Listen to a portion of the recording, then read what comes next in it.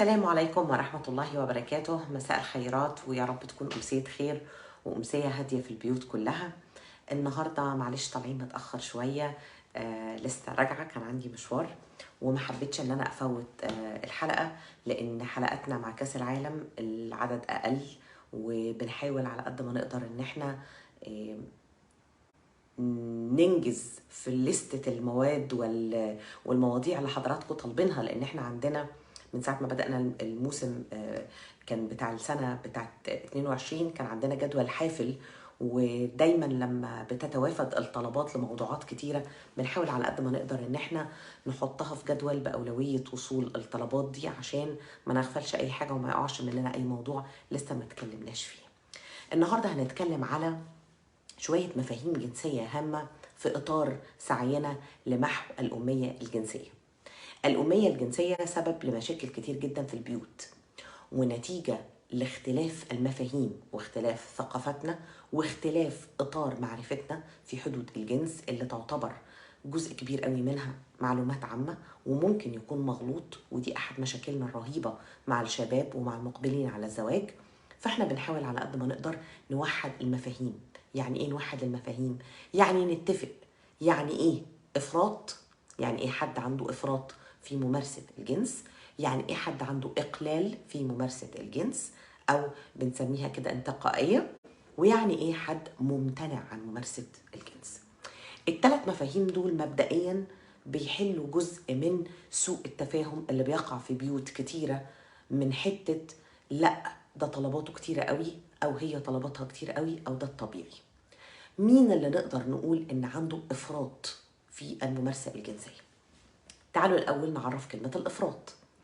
هي ممارسة الجنس بكثرة، والمفرط ده ممكن يكون عنده حاجتين: يا يكون سوي جدا ما عندوش اي اضطراب وما عندوش اي مشكله، ولكن ما شاء الله تبارك الله عنده قدره جنسيه عاليه، ودي نسبيا ما بقتش زي زمان نتيجه لاختلاف الصحه العامه على مستوى الكوكب. مش بنتكلم بس في العالم العربي، ولكن عندنا تراجع ملفت في القدرة الجنسية أو في أعداد الشباب والرجال اللي عندهم القدرة الفائقة اللي بتوصل لدرجة الإفراط الطبيعي. والجزئية الثانية اللي هي الجزئية المضغوطة جنسيا، وده ممكن يتصرف بشكل مفرط جنسيا بغض النظر عن القدرة. يعني هو يكون عنده رغبة في ممارسة يومية أو أكتر من مرة في اليوم، ولكن قدرته ما تسعفوش إنه يمارس، ففي الحالة دي بيبقى عنده إفراط جنسي. احنا كده بنسميه عصابي. يعني ايه؟ بيحتاج منشطات، بيحتاج أدوية، فيبتدي يضغط على نفسه عشان يمارس أكتر في حين إن جسمه مش سعفه. الموضوع ده طبعا له علاقة بعدم الإشباع الجنسي النفسي، فبيضطر يمارس كتير جدا جدا عسى أو طمعا أو حلما في إنه يوصل للقطة الإشباع. بيحاول دايما تكرار الفعل الجنسي مرة ورا التانية عشان يدور على الإشباع اللي هو مش لاقيه في الشخص ده بتكرار الفعل.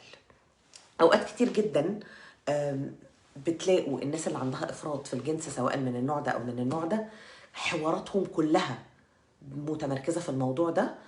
بيرتب يومه حوالين الممارسة الجنسية، نكته، تهريجه، هزاره، جده، انفعاله، غضبه، خصامه، صلحه، كل ده جوه اطار العمليه الجنسيه. وهي الناس دي اللي احنا بنقول افراط جنسي ملوش حل.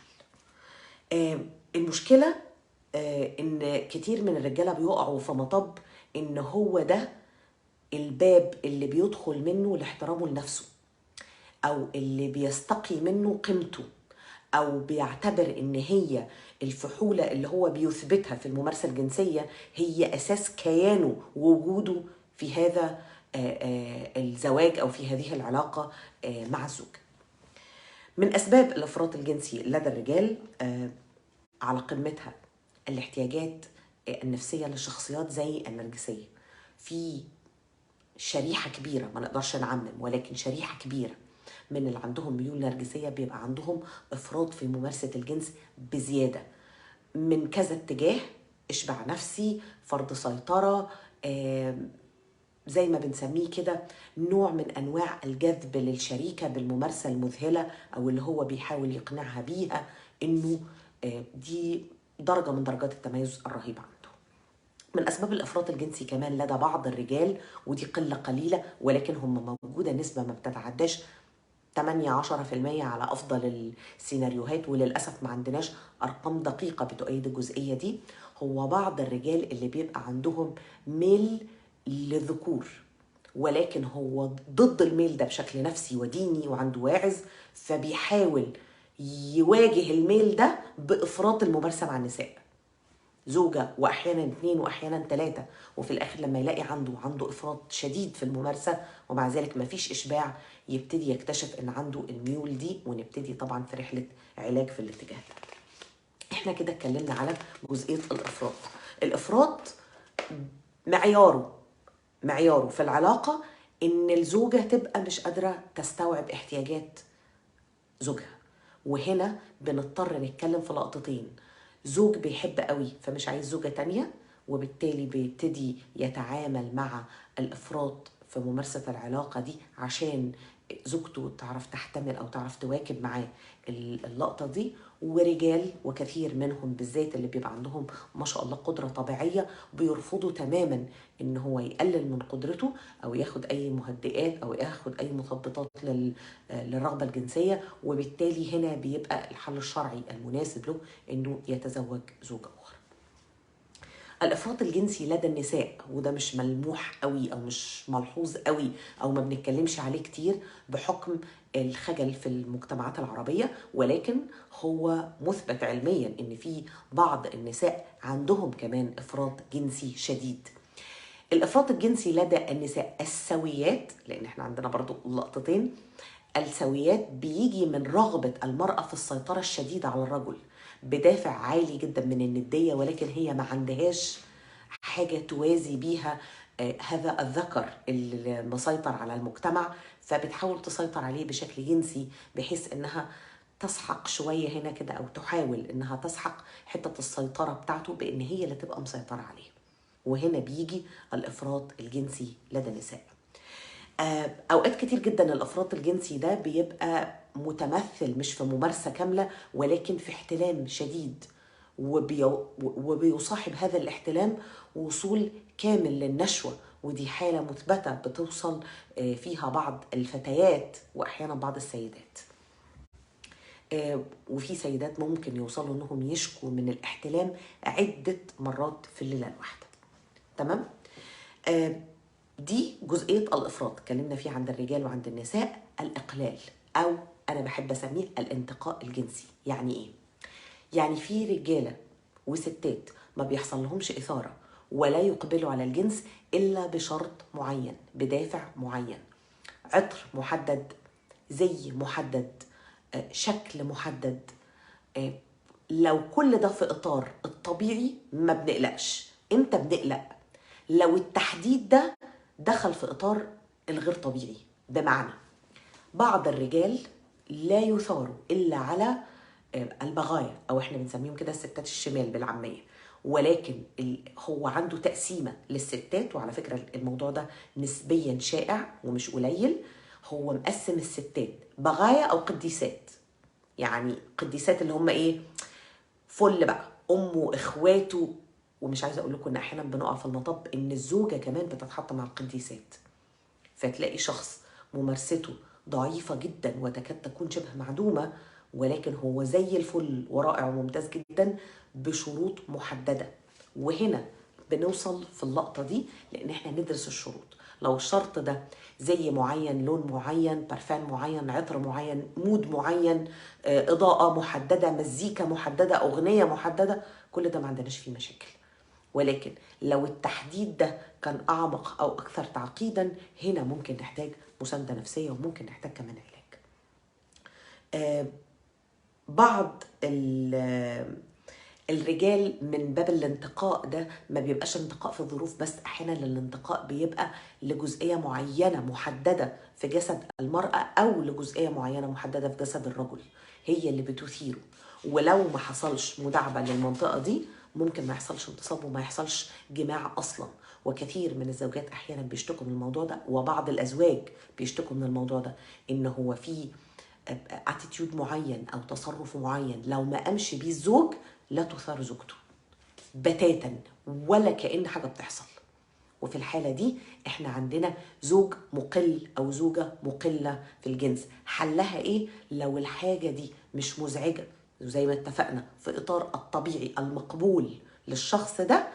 بنتفاعل معاها وبنبتدي ندخل منها للممارسة الجنسية الطبيعية.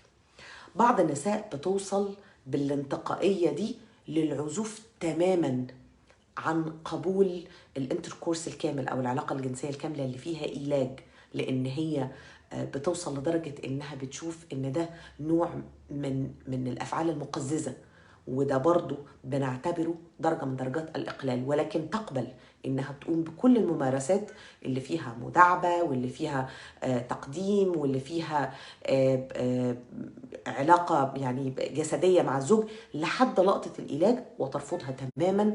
وهنا بنحتاج علاج نفسي، وممكن نحتاج مساندة نفسية لفترة لحد ما نحل المشكلة دي ونوصل لجذور القصة. كل قصة خارج إطار الطبيعي بيبقى ليها جذور، ولازم تتراعى وتتعالج بشكل صح عشان نوصل لحياة زوجية سوية وطبيعية. الامتناع الجنسي، وده بنشوفه أحيانا وبيحصل أحيانا عند الرجال وبيحصل أحيانا عند النساء، دوافعه مختلفة. أولهم وكتير قوي من الناس بتقع في المطب ده دافع ديني، بيظنوا إن ده فعل فاحش أو فعل فيه قذارة أو فعل فيه دونية، وده طبعا سوء فهم وأفكار متصدرة من وإحنا صغيرين بإن دي قلة أدب. انا هفاجئكم ان انا عندي ستات متجوزه بقى لها 15 و20 سنه ومسميه العلاقه الخاصه مع جوزها قله ادب. فالتصدير الفكري ده مخليها حاجه حقيره، حاجه مقترنه عند بعض الرجال والنساء بالوضاعه او بالغلط او بالعيب او بالحرام كمان، بتوصل للدرجه دي. كتير بيضطروا زهد او تقشف او قلنا عقيده دينيه. ناس كتير بيبقى عندها عقده نفسيه، احساس بالذنب. ناس كتير بتمتنع تماما عن الجنس لخوفها مثلا من ان يحصل حمل، لخوفها من ان تفقد وظيفه. ومش هتصدقوا ان الخوف ده لو بدأ صغير ممكن يكبر وممكن يوصل لدرجة ان كثير من النساء ترفض العلاقة لمجرد انها مش عايزة تجيب ولاد دلوقتي، او العكس، انا جبت ولاد خلاص. فهي بالنسبة لها العلاقة الخاصة كلها كانت مرتبطة بالانجاب، وهي انجبت سلام عليكم مالكش عندي حاجة. ده برضو يعتبر من الممارسات الغير سوية. ولما الست بتوصل للقطة دي يبقى كده مفهوم العلاقة الزوجية عندها مختل بشكل عام، فدي حاجة محتاجة تصحيح. أوقات التعب والإرهاق بيوصلوا لدرجة من درجات الامتناع ما بتبقاش 100%، ولكن بالنسبة لأي زوج لو هو راغب في إنه يكون مع زوجته ولقى واحدة بتقوله تعبانة مرهقة يوم في التاني في أسبوع في التاني، لقطات بتوصل لشهور شهور، واحنا ما عندناش كارثه لا قدر الله، ما عندناش عجز، ما عندناش ضعف، عندنا ناس مرهقه باستمرار ومرهقه طول الوقت. طبعا بعض المسؤوليات بقى الاجتماعيه، التوقيتات، ناس كتير بتشتكي من حالة الامتناع الجنسي في مواسم معينة زي شهر رمضان الفضيل مثلا، بحكم لخبطة النوم والتزامنا كلنا بأوقات الصيام ومدافع الإفطار ومدافع الإمساك. دي كمان بتدخل درجة من درجات الامتناع الجنسي، ولكن بيكون مؤقت. حلها المناقشة، حلها الكلام، حلها يا جماعة الود والرحمة والسكن. وإن لما نشوف في أي حاجة في العلاقة الخاصة بيننا وبين شريكة حياتنا أو شريك حياتنا، لازم كأزواج نتكلم بالحسنى وبذوق وبهدوء وبأدب وبرقة وباحتواء وبخصوصية وباحترام لشريك الحياة أو لشريكة الحياة. نستفسر هو ده إيه؟ طب انتي حاسه بايه؟ طب هل الموضوع في الاطار الطبيعي؟ لازم نقول ارائنا لبعض. طب هل احنا محتاجين مساعده؟ طب هل احنا محتاجين مشوره من حد؟ وخدوا بالكم لما اقول مساعده مش كل من هب ودب ينفع يساعدنا في المواضيع الخاصه للدرجه دي. لازم ننتقي حد كفء، حد ثقة، حد هيفيدنا حقيقي، مش حواديت للحواديت وخلاص، ونطلع خصوصيات أوضة نومنا اللي بقوا الناس بيتكلموا فيها بشكل عادي جدا كأننا بنتكلم على موضوع يقبل النقاش في مجال عام. من فضلكم المواضيع دي مهمة جدا، حساسة جدا، أي شرخ أو كسر فيها أو فضح لخصوصية بيت ممكن يترتب عليه انهيارات نفسية في علاقات شكليا بيبقوا لسه متجوزين، بس نفسيا بيبقوا شايلين من بعض أو مجروحين قوي من بعض أو محرجين من بعض. وكتير من الرجال بيعيبوا على زوجاتهم كشف ستر خصوصية العلاقة الخاصة، بالذات لما يبقى فيه مشكلة. فخلونا لما يبقى فيه مشكلة أول لقطة نلاحظ ونتناقش، تاني لقطة نعرض حلول، تالت لقطة نتحرك بسرعة، لأن المشاكل اللي زي دي وهي صغيرة حلها بيبقى أسهل بكتير من ما تجيلي تقولي بقالنا 6 ولا 7 سنين بنواجه المشكلة دي. أكيد الوضع هيبقى أفضل بكتير لو اتحل بدري على قد ما نقدر. أشوفكم على ألف خير، يا رب تكون الحلقة مفيدة، مفاهيم كتير محتاجين نفهمها، محتاجين نشرحها. من فضلكم شير لكل الشباب والبنات المقبلين على الزواج، الجزئية دي لازم نبتدي نرفع عنها الحرج، وزي ما بيقولوا كده وننفض غبار الأمية عن الجزئية دي، عشان يتبني بيوت مبنية على صح، فيها ناس فاهمة هم داخلين يعملوا ايه في حياة زوجية فيها تفاصيل كتير زي ما ربنا سبحانه وتعالى قال لنا. أشوفكم على ألف خير، ربنا يسعد بيوتكم كلكم وبيتي من ضمنكم، ويهدي الشباب والبنات كلهم يا رب، وولادي وبنتي من ضمنهم. أشوفكم على ألف خير وتصبحوا على خير.